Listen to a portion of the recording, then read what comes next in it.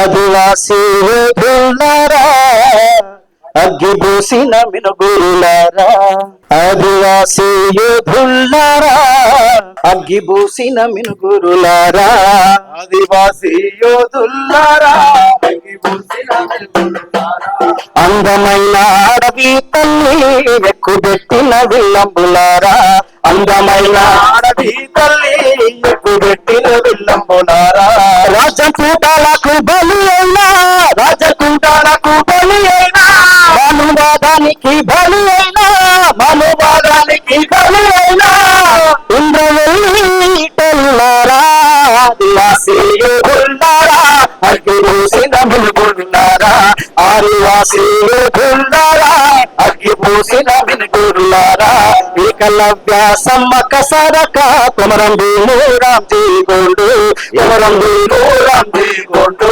కొమరం భీము రామ్జీ గోండు, త్యాగాల పోరు నుండి వెళ్ళి వచ్చిన వీరులారా, వీరులారా వీరు వచ్చిన వీరులారా, అగ్గిపూల వనము నుండి ఆకాశానికి ఎదిగినోళ్ళు, ఆకాశానికి ఎదిగినోళ్ళు, ఆకాశానికి ఎదిగినోళ్ళు, నీతి న్యాయము విలువలతోని, నీతి న్యాయము విలువలతోని అడవి తల్లిని కాసేటోళ్ళు, అడవి తల్లిని కాసేటోళ్ళు, అడవి తల్లిని కాసేటోళ్ళు, మా గూడెంలో మారజమాని, మా గూడెంలో మారజమాని జెండలెత్తిన చంద్రవంకలు, ఆదివాసీ యోధులారా అగ్గిబూసిన వెలుగురులారా, ఆదివాసీ యోధులారా అగ్గిబూసిన వెలుగురులారా, అందమైన అడవి తల్లి ఎక్కుబెట్టిన విల్లంబులారా, అందమైన అడవి తల్లి ఎక్కుబెట్టిన విల్లంబులారా, పూలమ్మలు పూసేకాడా కొండ కోనలు తవ్వుతున్నారు, కొండ కోనలు ఆడే కొండ కోనలు తవ్వుతున్నారు, నెమలి తల్లులు ఆడే కాడా నెత్తురంతా బారిస్తున్నారు, నెత్తురంతా బారిస్తున్నారు, నెత్తురంతా బారిస్తున్నారు, పాల పిట్టలు పాడే కాడా, పాల పిట్టలు పాడే కాడా పానాలు తీస్తున్నారు, ప్రాణాలు తీస్తున్నారు, ప్రాణాలు తీస్తున్నారు, నెల్లు తుప్పులు తుమ్కే కాడా, నెల్లు తుప్పులు తుమ్కే కాడా మైనింగ్ మంట పెడుతుండ్రు, మైనింగ్ మంట పెడుతుంటూ, మైనింగ్ మంట పెడుతుంటూ, అడవి ఆగము అయ్యిందంటే, అడవి ఆగము అయ్యిందంటే నీకు పుట్టగతులుంటాయా, ఆదివాసీ యోధులారా అగ్గిబూసిన వెలుగురులారా,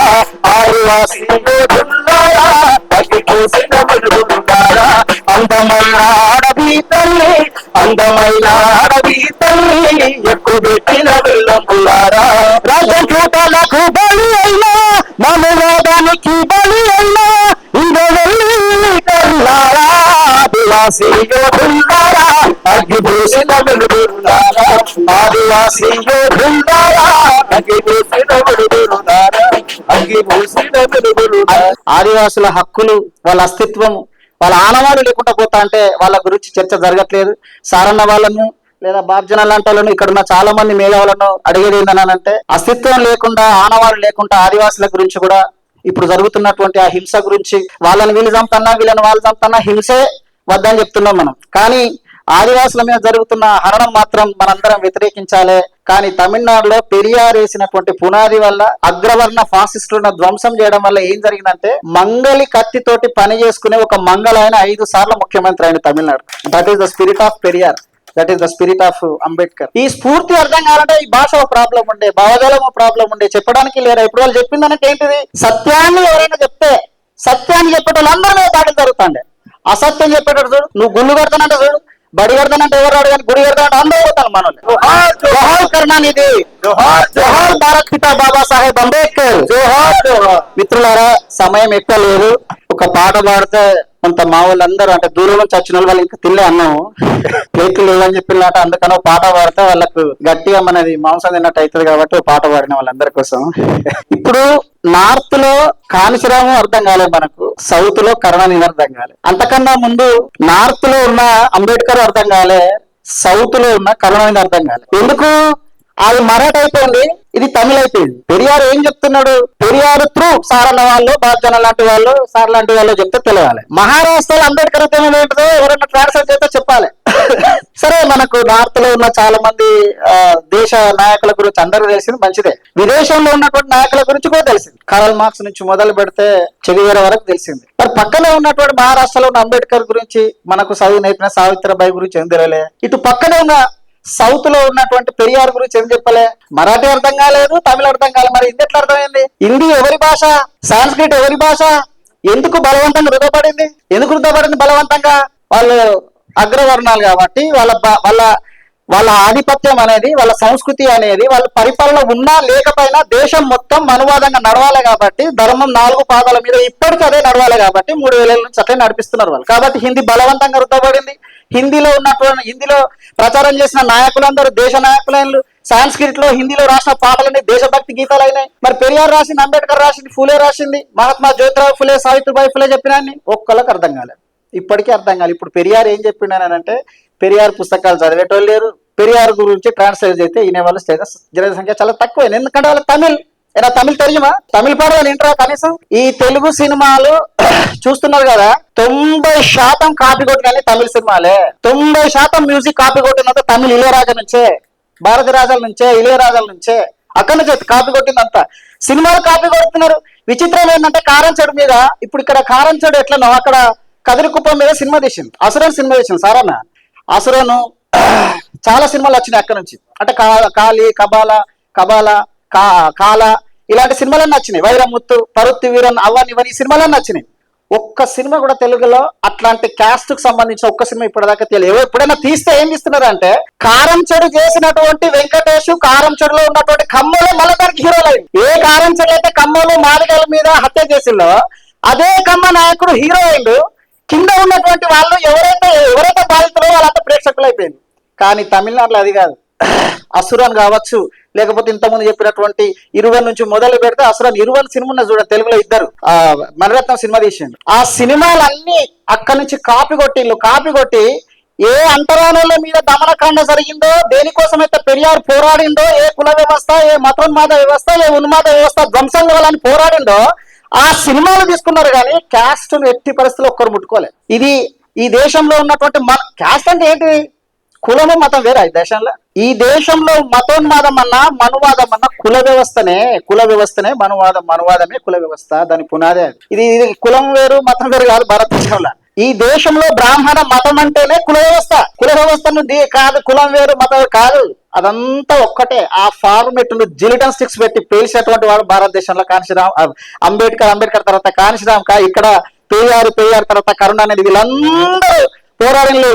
కాకపోతే అటు హిందీ ఎత్తలేదు, మనకు అటు మరాఠీ ఎత్తలేదు, ఇటు పోతే తమిళ ఎత్తలేదు మనకు. అందుకే అప్పుడప్పుడు నేను తమిళ పాటలు పాడుతుంటే అందరూ సినిమా పాటలు పాడుతున్నా అన్న అనుకుంటాను. అంటారా మ్యూజిక్ ఇదంతా. ఇక్కడన్నా కనీసం మ్యూజిక్ తమిళ్ నేర్చుకోవాలనేది మా బాధ అంతా. తమిళ్ నేర్చుకున్నానంటే ఇప్పటిదాకా మనం బీసీ ఉద్యమాన్ని మాట్లాడుతున్నాం, ఎస్సీ ఇంతకుముందు అన్న మాట్లాడినట్టు ఎస్సీ బీసీ మైనార్టీ అని మాట్లాడుతున్నాం. మనం ఎందుకు పవర్ లోకి రాలేదు అనే అటువంటి విషయాలు అర్థమవుతుంది. మంగళి సామాజిక వర్గానికి చెందిన కరుణానిధి ఇక్కడనేమో కాపులు, బీసీలు లేదా గౌన్లు కావచ్చు, ముదిరాజులు కావచ్చు, కాపులే అధికారం రాలేదు. కానీ తమిళనాడులో పెరియార్ వేసినటువంటి పునాది వల్ల, అగ్రవర్ణ ఫాసిస్టులను ధ్వంసం చేయడం వల్ల ఏం జరిగిందంటే, మంగళి కత్తితోటి పని చేసుకునే ఒక మంగళ 5 సార్లు ముఖ్యమంత్రి అయిన Tamil Nadu. That is the spirit of Periyar, that is the spirit of Ambedkar. ఈ స్ఫూర్తి అర్థం కావాలంటే ఈ భాష ఒక ప్రాబ్లం ఉండే, భావజాలం ఒక ప్రాబ్లం ఉండే, చెప్పడానికి లేదా. ఇప్పుడు వాళ్ళు చెప్పిందనంటే ఏంటిది? సత్యాన్ని ఎవరైనా చెప్తే, సత్యాన్ని చెప్పేటోళ్ళు అందరూ దాడులు జరుగుతాండే. అసత్యం చెప్పేటోడు చూడు, నువ్వు గుళ్ళు కడతానంటే చూడు, బడి కడతానంటే ఎవరు రాడు, కానీ గుడి కడతానంటే అందరూ పోతాను మనోళ్ళు. గుడి కట్టాలంటే మనోళ్ళే ముందుంటారు అక్కడ. ఇప్పుడు అది కాదు. ఈ ఫాసిస్ట్ ధోరణి మీద, ఈ మతోన్మాదం మీద, ఈ కుల వ్యవస్థ మీద మనం మాట్లాడాలి, మనం మీటింగ్ పెట్టాలి అంటే 10 మంది దొరుకుతలేరు. ఇప్పుడు సార్ అన్న ఎందుకు ఏమైతుంది మరి? సత్యాన్ని చెప్పడానికి సత్యం చెప్పేటువంటి వాళ్ళందరేమో ఆ జనసంఖ్య రోజు రోజుకు తగ్గిపోతున్నది. వాళ్ళు పవర్ లో కూడా ఉంటారు, పవర్ లో కాదు కదా, కనీసం మీటింగ్ కూడా పెడతలేము. ఎప్పుడు మీటింగ్ పెడుతున్నారు? బాణాసం కానీ లేకపోతే నాస్తిక సమాజం కానీ ఎప్పుడు మీటింగ్లు పెడుతున్నాం? ఎప్పుడు ప్రజాస్వామికవాదుల మీటింగ్ ఎప్పుడు జరుగుతున్నది? ఈ మధ్యకాలంలో చూడండి, దాడులు జరిగినప్పుడు, హత్యలు జరిగినప్పుడు మాత్రమే మనం మీటింగ్లు పెడుతున్నాం. మిగతా మీటింగ్ వల్ల పెడతలేం. దాడులు చేసేటువంటి సంస్కృతి ఏమో అంటే పరిడవిల్లుతున్నది భారతదేశం వల్ల. దానికి సత్యాన్ని చెప్పేటువంటి వల్ల దాడులకు గురవుతున్నారు.